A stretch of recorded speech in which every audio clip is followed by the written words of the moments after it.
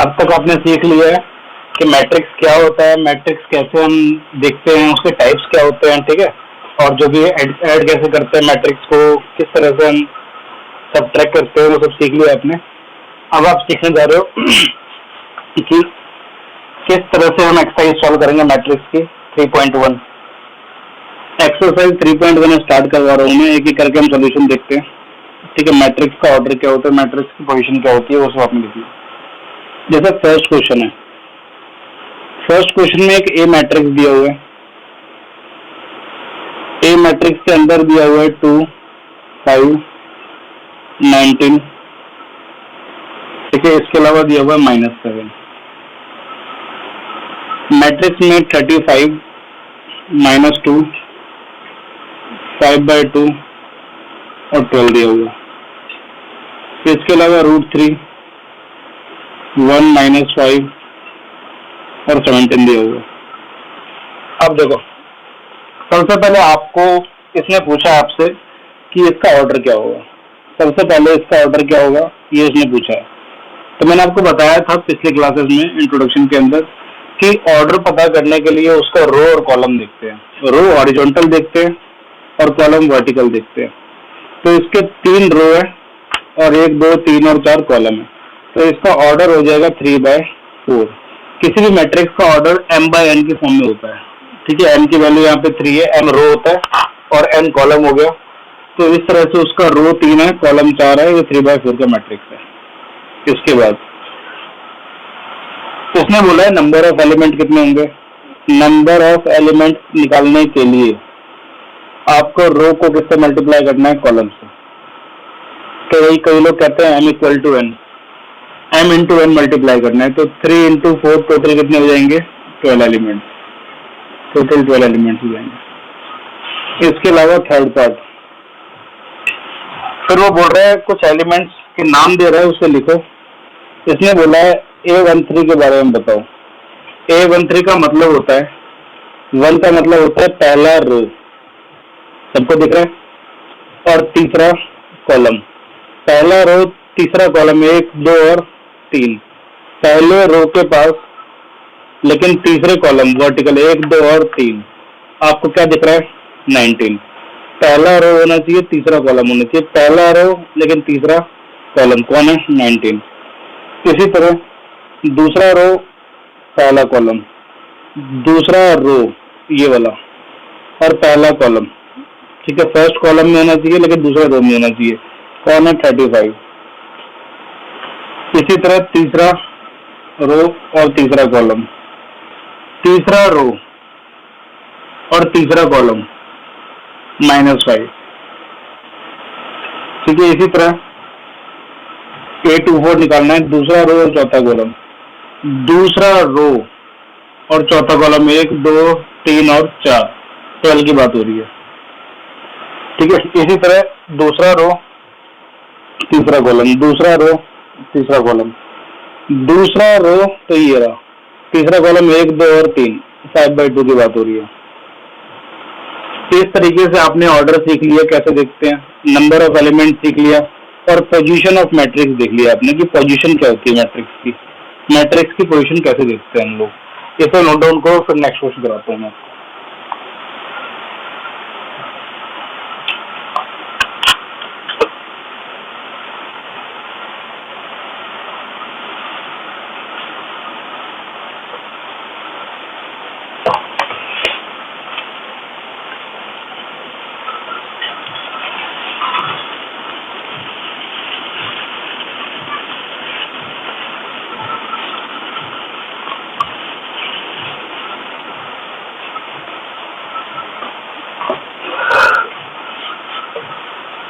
अगला क्वेश्चन है कि वो बोल रहा है कोई मैट्रिक्स है, उसके अंदर 24 एलिमेंट्स हैं। किसी मैट्रिक्स के अंदर 24 एलिमेंट्स हैं। तो मैं आपसे पहले सिंपल पूछ लेता हूँ, अगर किसी मैट्रिक्स के अंदर 3 एलिमेंट हो तो उसका मतलब उसे आप कैसे कैसे लिख सकते हो, जिसके 1 रो और 3 कॉलम हो सकते हैं, ठीक है। 3 एलिमेंट को ऐसे भी प्लॉट किया जा सकता है, ठीक है, 1/3 में। 3 एलिमेंट्स को ऐसे भी देखा जा सकता है 3/1 में, रहेगा तो 3 एलिमेंट। यानी कि कितने ऑर्डर में आप उसको पुटअप कर सकते हो उसकी बात हो रही है। तो ऐसे ही 24 एलिमेंट वाले मैट्रिक्स को तो ऐसा भी लिखा जा सकता है 1 इंटू 24, एक रो हो और 24 कॉलम हो, ठीक है, सिंगल रो हो लेकिन 24 कॉलम हो, इस तरीके से। इसी तरह 2 इंटू 12 में भी लिखा जा सकता है, तब भी 24 ही आएगा, ठीक है। 2 रो होने चाहिए, 1 2 रो हो गए और 12 कॉलम, 1 2 3 इस तरीके से 12 कॉलम, ठीक है, इस तरीके से 12 कॉलम होनी चाहिए। इसी तरह 3 इंटू 8 भी हो सकता है, 3/8 का भी एक मैट्रिक्स बनाएंगे तो 24 एलिमेंट एडजस्ट हो सकते हैं, जिसमें 3 रो और 8 कॉलम हो जाए, तब भी 24 ही आएगा। 4 इंटू 6 का भी बना सकते हैं, 6 इंटू 4 का भी बना सकते हैं, इसके अलावा 8 इंटू 3 का भी बना सकते हैं, इसके अलावा 12 इंटू 2 का भी बना सकते हैं, और इसके अलावा 24 इंटू 1 का भी बना सकते हैं। इन सभी ऑर्डर में 24 ही एलिमेंट होंगे, बस मैट्रिक्स का साइज अलग अलग हो जाएगा, लेकिन एलिमेंट 24 होंगे। तो आपसे पूछ भी क्या रहा था, यही पूछ रहा था कि मैट्रिक्स 24 एलिमेंट वाला मैट्रिक्स है, उसको कितने बाय कितने ऑर्डर में हम प्लॉट कर सकते हैं, वो मैंने आपको बता दिया। आगे आपसे पूछ रहा है कि अगर उसके 13 एलिमेंट होते, इसका सेकंड केस है कि अगर उसके एलिमेंट 13 होते, तो 13 एक प्राइम नंबर है, फैक्टर तो होंगे नहीं, तो इसका सॉल्यूशन 2 ही है, तब तो उसका 1 रो और 13 कॉलम हो सकता है, इसके अलावा 13 रो और 1 कॉलम हो सकता है। इन 2 के अलावा और कुछ नहीं होगा जहां पर 13 एलिमेंट आएंगे।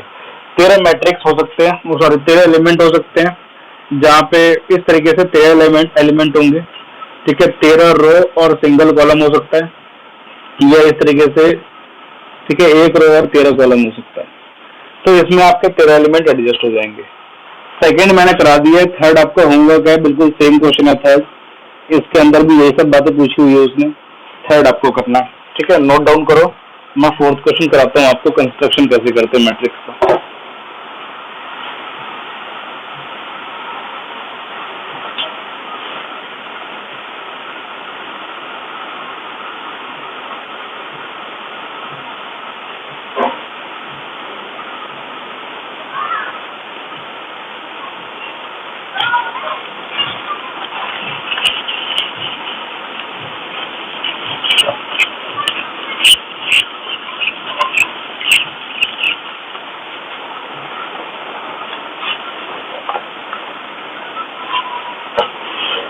चौथा क्वेश्चन है, आपको मैट्रिक्स तैयार करना है, कंस्ट्रक्ट करना है, ये पेपर में आता है, कंस्ट्रक्ट ऑफ मैट्रिक्स। इसके अंदर आपसे बोला है कि मुझे 2x2 का एक मैट्रिक्स बना के दो। आपको हम फंक्शन दे रहे हैं aij का, aij का फंक्शन वो लोग दे रहे हैं आपको, ठीक है। aij का फंक्शन है इस बार इनका i प्लस जे का होल स्क्वायर अपॉन में 2, i प्लस जे का होल स्क्वायर अपॉन में 2।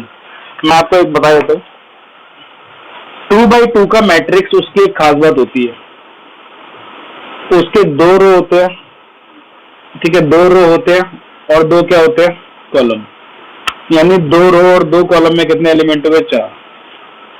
पहले वाले एलिमेंट को हम लोग क्या कहते हैं जरा बताओगे? पहले वाले एलिमेंट का नाम है पहला रो और पहला कॉलम, पहला रो और दूसरा कॉलम, इसको क्या कहेंगे, दूसरे रो के पास पहला कॉलम। इसी तरह दूसरे वाले रो के पास पहला और दूसरा रो के पास दूसरा कॉलम, तो a22। अब आपको ये सारी वैल्यू निकालनी है इसमें पुट करके। aij का फंक्शन दिया हुआ है, i का मतलब है पहला रो, j का मतलब है पहला कॉलम। अगर आपको a11 निकालना है तो i और j की जगह 11 पुट करो, यहाँ पे भी i और j की जगह 1 + 1 पुट करो, का स्क्वायर हो जाएगा अपॉन 2, 2 का स्क्वायर 4 अपॉन 2 क्या हो जाएगा 2। इसी तरह a12 निकालना है, ठीक है, 1 + 2 i और j की जगह पुट किया, 2 + 1 3 का स्क्वायर 9/2। इसी तरह 2/1 निकालना है तो 2 + 1 3 का स्क्वायर अपॉन 2, ये भी हो जाएगा 9/2। इसके अलावा a22 निकालना है, यहाँ पे a22 भी है, तो i और j की जगह 2 + 2 पुट करो, 2 + 2 क्या आ जाएगा 4 का स्क्वायर अपॉन 2, ठीक है, 16/2 क्या आ जाएगा 8। आपके चारों पार्ट आ चुके हैं, आप चारों पार्ट यहाँ प्लॉट कर सकते हो। a11 की वैल्यू आ गई 2, a12 की वैल्यू आ गई 9/2, इसकी वैल्यू भी 9/2 है, इसकी वैल्यू 8 है।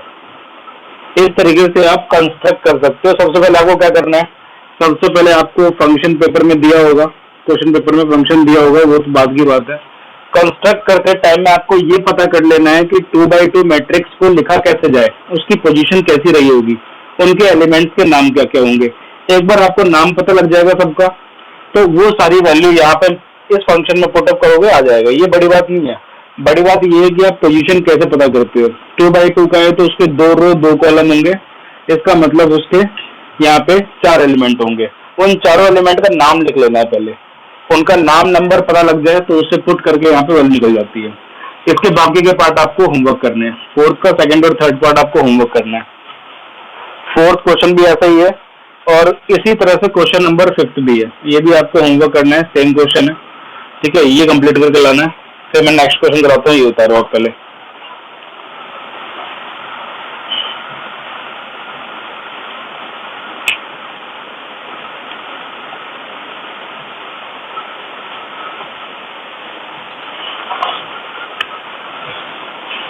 वीडियो को बाद में पॉज कर करके उतार लेना, मैं अगला टॉपिक करा रहा हूँ।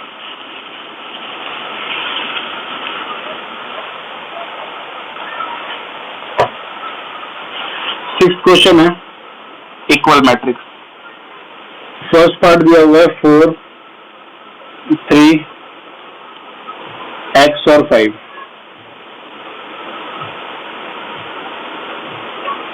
अगला वाला है y, z, 1 और 5। अगला वाला है y, z, 1 और 5। याद रहे ये आपस में इक्वल मैट्रिक्स है। इक्वल मैट्रिक्स का मतलब क्या क्या होता है, मैंने आपको बताया था। पहला वाला एलिमेंट पहले के इक्वल होगा, कोरस्पॉन्डिंग एलिमेंट्स आर इक्वल। इसके अलावा ऑर्डर सेम होते हैं इनके, वो तो है ही। दूसरा वाला दूसरे के इक्वल, इसी तरह तीसरा वाला तीसरे के इक्वल, चौथा वाला तो चौथे के इक्वल है ही। सारे एलिमेंट्स आपस में कोरस्पॉन्डिंगली इक्वल होते हैं। पहला वाला पहले के इक्वल होगा और किसी के नहीं होगा, दूसरा वाला दूसरे के होगा। तो कंपेयर करते वक्त आपको y की वैल्यू मिल जाएगी 4, x की वैल्यू 1, इसी तरह z की वैल्यू कितनी मिल जाएगी 3, और बाकी तो है x, y, z तीनों आ गया। इसी तरह यहाँ पे हमारे पास 7th क्वेश्चन दिया। 7th क्वेश्चन में a माइनस बी दिया हुआ है, ठीक है, और ये दिया हुआ है 2a प्लस सी, एक दिया हुआ है 2a माइनस बी, एक दिया हुआ है 3c plus D, equal to यहाँ पे है -1, 5, 0 और 13।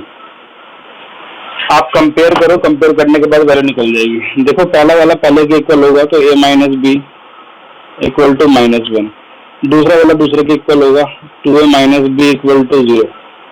b की वैल्यू निकल जाएगी यहाँ पे कितनी, 2a, ठीक है। b की वैल्यू को पुट कर देना फर्स्ट में।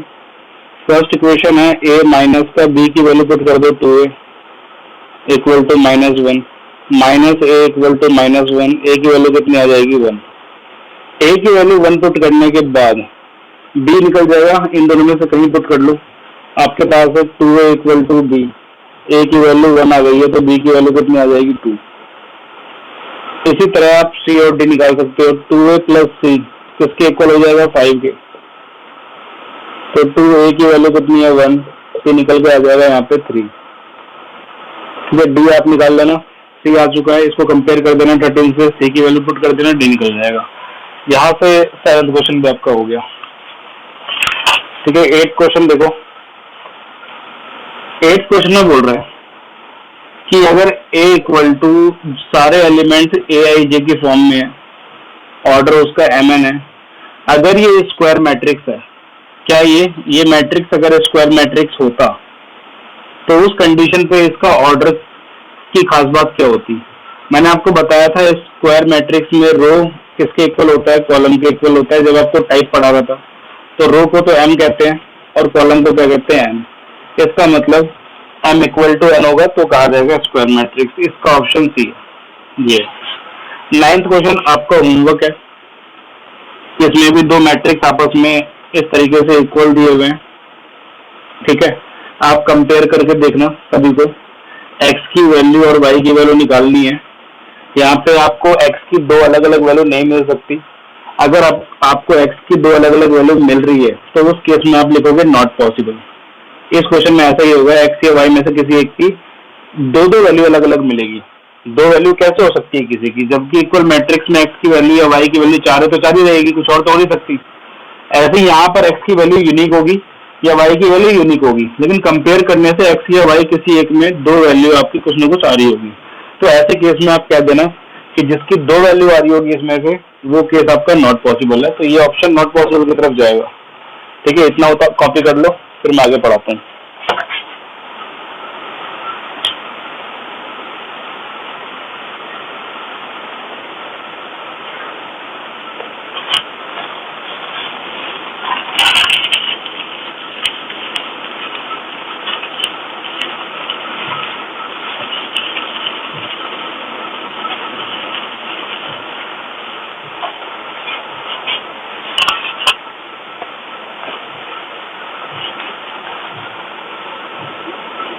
अगला क्वेश्चन है 10वां 10th। कह रहा है कि 0 और 1 से ही आपको 3/3 का मैट्रिक्स फिल करना है।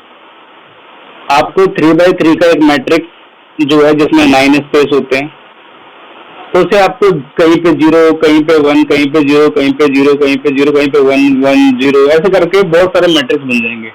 आप 0 और 1 से 3/3 के ऐसे कितने मैट्रिक्स बना सकते हो जिनको रिपीट किया जा सकता है, ठीक है, और जिनका यूज किया जा सकता है। तो ये बहुत आसान है, इसमें कुछ करना नहीं है।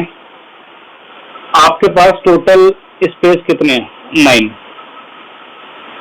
ठीक है, क्योंकि आपके पास 3 रो है और 3 कॉलम है, हर एक जगह पे आपको कुछ ना कुछ एंट्री फिल करनी है।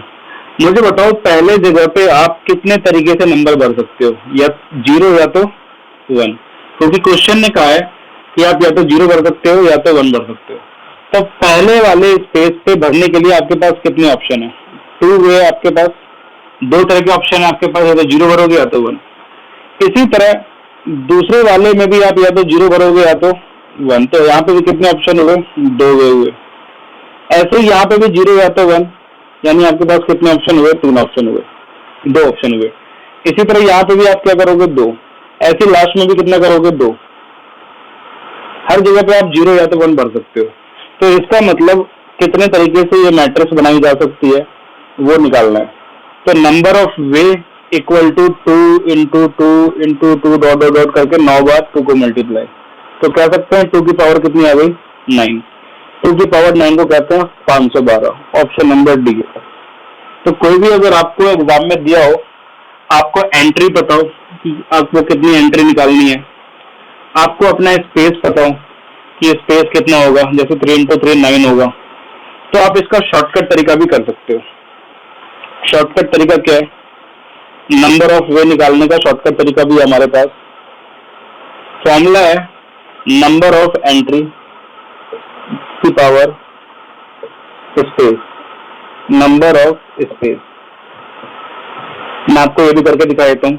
आपने जो बताओ एंट्री कितनी है, या तो 0 या तो 1, तो कितनी एंट्री हुई? 2 एंट्री। और स्पेस कितने हैं? 3 3 का। ऑर्डर कितने का है? 3/3 का। तो 9 एलिमेंट होंगे तो स्पेस कितने हैं? 9। तो 2 की पावर 9 का मतलब क्या होता है? 512। इस तरह आप शॉर्टकट भी कर सकते हो। इस फॉर्मूले को और मॉडिफाई कर सकते हो, n की पावर r, जहाँ पे n आपका नंबर ऑफ एंट्री है और r आपका क्या है? नंबर ऑफ स्पेस या मल्टीप्लीकेशन ऑफ रो और कॉलम। इसे आप शॉर्टकट तरीके से भी कर सकते हो और लंबे तरीके से भी कर सकते हो। यहाँ से आपका 3.1 खत्म होता है। ये एक्सरसाइज आपको रिवाइज करनी है, नेक्स्ट क्लास में मल्टीप्लीकेशन सीखेंगे।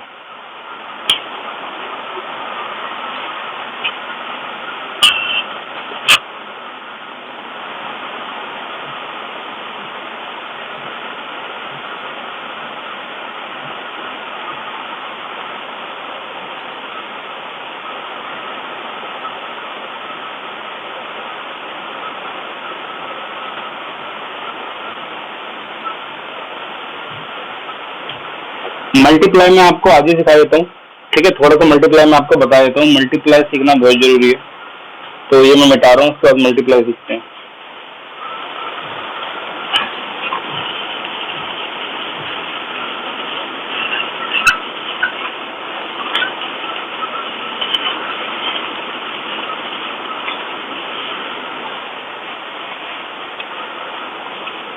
जो पढ़ाने जा रहा हूँ ये बहुत इंपॉर्टेंट है। Multiplication, multiplication of matrix. किसी मैट्रिक्स को ऐड करते हैं या लेस करते हैं तो ऑर्डर सेम होनी चाहिए, लेकिन किसी मैट्रिक्स को मल्टीप्लाई करते हैं ना, तो उसके लिए दो मैट्रिक्स को मल्टीप्लाई करने के लिए एक कंडीशन होती है। मान लो पहले वाले का ऑर्डर m और n है, m by n का, दूसरे वाले का ऑर्डर है p by q का। पहले वाले का ऑर्डर क्या है m by n और दूसरे वाले का ऑर्डर क्या है p by q। तो ये बात आप समझो पहले कि मल्टीप्लिकेशन का पहला स्टेप आपको ये करना है कि सबसे पहले आपको डिसाइड करना है कि ये दोनों मल्टीप्लाई हो पाएंगे नहीं हो पाएंगे। ये ए मैट्रिक्स है और ये बी मैट्रिक्स है, ये आपस में मल्टीप्लाई हो पाएंगे नहीं हो पाएंगे, आपको ये डिसाइड करना है। वो डिसाइड करने के लिए पहले वाले का कॉलम, पहले वाले का कॉलम दूसरे वाले के रो के इक्वल होना चाहिए। पहले वाले मैट्रिक्स 1 का कॉलम दूसरे वाले मैट्रिक्स 2, ठीक है, जैसे ए कह रहे हो, जैसे यहाँ मैट्रिक्स 1 को ए कहा जा रहा है और यहाँ पे मैट्रिक्स 2 को बी कहा जा रहा है, तो ए मैट्रिक्स का कॉलम और बी मैट्रिक्स का रो सेम होना चाहिए। तब उससे ये बात निकल के आती है कि मल्टीप्लिकेशन पॉसिबल है, मल्टीप्लाई पॉसिबल है। ठीक है, मल्टीप्लाई पॉसिबल है या नहीं पहले तो आपको डिसाइड करना होता है। तो पहले वाले का कॉलम और दूसरे वाले का रो ये आपका बिल्कुल सेम होना चाहिए। अब आपने डिसाइड कर लिया मल्टीप्लाई हो सकता है, तब आपको ये पता होना चाहिए कि मल्टीप्लाई होने के बाद होगा कैसे, वो बाद में बताऊंगा। मल्टीप्लाई होने के बाद वो किस ऑर्डर का आएगा बन के, तो वो एक्चुअली में आपका, जैसे यहाँ पे कॉलम आपका कितना था, इसको आप ऐसे भी समझ सकते हो कि कॉलम आपका यहाँ पे कितना था, पहले वाले का n किसके इक्वल होना चाहिए, दूसरे वाले के p के। अब ऑर्डर क्या आएगा, तो ऑर्डर आपका आएगा पहले वाले का रो, ऑर्डर क्या आएगा, पहले वाले का रो, ठीक है, ए मैट्रिक्स का रो बाय बी मैट्रिक्स का कॉलम, बी मैट्रिक्स का कॉलम। इसका मतलब ये हुआ अगर आप मल्टीप्लाई कर लेते हो तो उसका ऑर्डर बनने वाला है पहले वाले का m और दूसरे वाले का कॉलम, दूसरे वाले का कॉलम, ये बनने वाला है। तो इसका मतलब मल्टीप्लाई कैसे होता है वो बता दिया। पॉसिबिलिटी क्या होती है मल्टीप्लाई की, कॉलम पहले वाले का सेम होना चाहिए दूसरे वाले के रो के। दूसरी बात, मल्टीप्लाई होने के बाद किस ऑर्डर का आएगा वो आपको पता होना चाहिए, पहले वाले का रो और दूसरे वाले का कॉलम, यानी क्यू, एम और क्यू, एम और क्यू में आएगा। अब तीसरी बात, मल्टीप्लाई 7 की फॉर्म में किया जाता है, मल्टीप्लाई किया जाता है 7 की फॉर्म में। 7 फॉर्म का मतलब हो गया कि अगर मान लो आपको सपोज फॉर एग्जांपल आपको A11 निकालना है, A11 निकालने के लिए आपको पहले वाले का रो 1 लेना पड़ेगा, ठीक है, मैट्रिक्स 1 को क्या लेना पड़ेगा, रो 1 जो कि यहाँ पे A है, मैट्रिक्स 1 को क्या लेना पड़ेगा, मैट्रिक्स 1 जो कि A है उसका आपको रो 1 लेना पड़ेगा, क्योंकि यहाँ पहला वाला नंबर 1 है, पहला वाला नंबर 1 होने की वजह से आपको रो 1 लेना पड़ेगा। अब दूसरे वाले मैट्रिक्स B का, दूसरे वाले मैट्रिक्स 2B का आपको कॉलम लेना पड़ेगा, जो दूसरे नंबर पे है वो भी 1 है। पहले वाले मैट्रिक्स का आपको रो 1 लेना पड़ेगा, दूसरे वाले मैट्रिक्स का आपको कॉलम लेना पड़ेगा। तो मान लो पहले वाले मैट्रिक्स के पास 2 एलिमेंट आ गए यहाँ पे, ठीक है, 2 एलिमेंट आ गए, तो ये बात ध्यान रखनी होगी कि दूसरे मैट्रिक्स के पास भी 2 ही एलिमेंट होंगे। अगर मान लो पहले मैट्रिक्स के पास 3 एलिमेंट है, तो कॉलम वाइज अगर देखोगे, ये तो रो वाइज हो गया, कॉलम वाइज अगर दूसरे मैट्रिक्स का कॉलम देखोगे तो उसके पास भी कितने एलिमेंट होंगे, 3। अब आपको मल्टीप्लाई कैसे करना है, पहले वाले को किसी पर्टिकुलर एलिमेंट A11 को निकालने के लिए आपको पहले को पहले से मल्टीप्लाई करना है, फिर प्लस, दूसरे को किससे मल्टीप्लाई करना है, दूसरे से, फिर प्लस, फिर तीसरे को किससे करना है, तीसरे से। यहाँ अगर 2 होंगे तो वहां पे भी 2 होगा, यहाँ 3 होंगे तो यहाँ पे भी 3 होगा। मल्टीप्लिकेशन जब तक पूरी नहीं हो जाए आप प्लस लगाते रहोगे, पहला पहले से प्लस दूसरा दूसरे से और तीसरा तीसरे से। जब सारा कुछ मल्टीप्लाई होकर कैलकुलेशन आ जाए तो वो यहाँ पे लिख देना, ठीक है। कैसे करना है मैं आपको इसके बाद बताऊंगा। पहले तो आप ये समझो मल्टीप्लाई कब होता है, मल्टीप्लाई होने के बाद ऑर्डर कैसे आता है, कैसे पता करते हैं, और मल्टीप्लाई का रूल क्या है। मल्टीप्लाई 7 के फॉर्म में होता है। 7 के फॉर्म में होने के लिए आपको पोजीशन का पता होना चाहिए। तो उस पोजीशन को पता करोगे तभी तो आप उसको यहाँ लिखोगे, तभी तो उसके हिसाब से आप A11 बनाओगे, जो A12 बनाओगे। तो ये आप उतारो, इसके बाद मैं आपको मल्टीप्लाई सिखाता हूँ, मल्टीप्लाई करते कैसे हैं।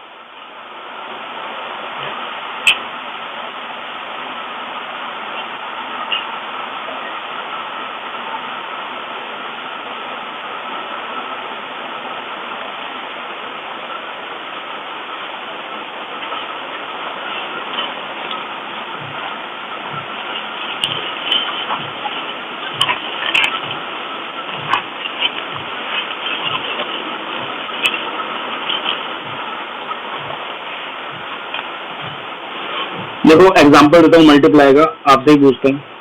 मान लो मैंने ए मैट्रिक्स दिया आपको 1 2 3 4 5 6। ये कितने बाय कितने का है? 2 रो है और 3 कॉलम है, वर्टिकली देखोगे तो अगले वाले मैट्रिक्स को भी क्या होना जरूरी है? इसके कॉलम 3 है तो उसके रो को 3 होना बहुत जरूरी है। यानी कि मान लो यहाँ 1 2 1 ले लेता हूँ, ठीक है। बाकी कॉलम आप कितने भी रख लो, लेकिन रो का होना बहुत जरूरी है। 3 रो तो हो गए, कॉलम 2 ले लेता हूँ, 2 6 2 6 और 1। मैंने 3/2 का कॉलम ले लिया जानबूझ के। अब आपको मैं कह रहा हूँ कि आप ए और बी को मल्टीप्लाई करके देखो। तो आपको पहले ये डिसाइड करना होगा मन में कि ए और बी मल्टीप्लाई होंगे कि नहीं होंगे। ए और बी मल्टीप्लाई हो जाएंगे, क्योंकि ए का कॉलम और बी का रो ये दोनों सेम है। ए का कॉलम जो कि यहाँ पे 3 है और बी का रो जो कि 3 है, तो ये सेम है, तो मल्टीप्लाई हो जाएगा। अब आपको ये भी पता करना होगा कि ए बी का मल्टीप्लिकेशन किस ऑर्डर में आएगा। तो वो ए का रो होगा और बी का वो कॉलम होगा। ए का रो 2 है और बी का कॉलम कितना है 2, तो ये 2/2 की मल्टीप्लिकेशन देगा। 2/2 की मल्टीप्लिकेशन का मतलब हुआ 2 रो और 2 कॉलम। इसका मतलब टोटल एलिमेंट कितने निकलने वाले हैं? 4। इनके नाम लिख लो। पहला एलिमेंट पहला रो पहला कॉलम, दूसरा एलिमेंट होगा पहला रो दूसरा कॉलम, तीसरा एलिमेंट होगा दूसरा रो पहला कॉलम, और चौथा होगा दूसरा रो और दूसरा कॉलम। इस तरीके से ये 4 एलिमेंट निकलेंगे। अब चारों की कैलकुलेशन में आपको रफ में बता देता हूँ। रफ में आ जाओ। सबसे पहले हम A11 निकालेंगे, ठीक है। ए बी का मल्टीप्लाई 2/2 में आना है, वो सबको पता है। हम A11 निकालेंगे। A11 को आप थोड़ा रफ में अगर देखोगे, ये रफ वर्क कर रहा हूं मैं, ठीक है, 7 की फॉर्म में। A11 का मतलब है, मैंने बताया था 7 की फॉर्म में मल्टीप्लाई करना है। तो पहले वाले मैट्रिक्स का रो 1 लेना है। पहले वाले 1 का मतलब है पहले वाले मैट्रिक्स का रो 1 कितना है, जरा बताओगे? पहले वाले मैट्रिक्स का रो 1 है 1 2 और 3, 1 2 और कितना है 3। दूसरे वाले मैट्रिक्स का कॉलम 1 लेना है। दूसरे वाले मैट्रिक्स का क्या लेना है? कॉलम 1। मैंने आपको बताया था A11 का मतलब पहला रो और पहला कॉलम है। तो दूसरे मैट्रिक्स का कॉलम 1 1 2 1 है, 1 2 और कितना है 1 है। अब बात आती है मल्टीप्लाई करने की। देखो मल्टीप्लाई कैसे करते हैं। मैंने आपको बताया था पहले को पहले से मल्टीप्लाई करो, तो 1 इंटू क्या हो जाएगा 1, प्लस दूसरे को दूसरे से मल्टीप्लाई करो, तो 2 2 क्या हो जाएगा 4, प्लस तीसरे वाले एलिमेंट को तीसरे से मल्टीप्लाई करो, वो क्या हो जाएगा 3 इंटू 1। इस तरीके से आपके सामने एलिमेंट आएगा। यहाँ पे कुछ बात समझ आ रही है? इस तरह से 7 की फॉर्म भी बन के देख ही रहे हो। 7 की फॉर्म दिस एंड दिस, ये रो और ये कॉलम, ये पहला रो और ये पहला कॉलम, A11 निकालने जा रही है। तो आपने ये किया। अब A12 की बारी है। A12 का मतलब क्या होता है? A12 का मतलब होता है पहला रो, पहले वाले 1 का मतलब, और दूसरा कॉलम, पहले वाले मैट्रिक्स का पहला कॉलम, दूसरे मैट्रिक्स का दूसरा कॉलम। ये बात है। तो पहले वाले मैट्रिक्स का रो क्या है?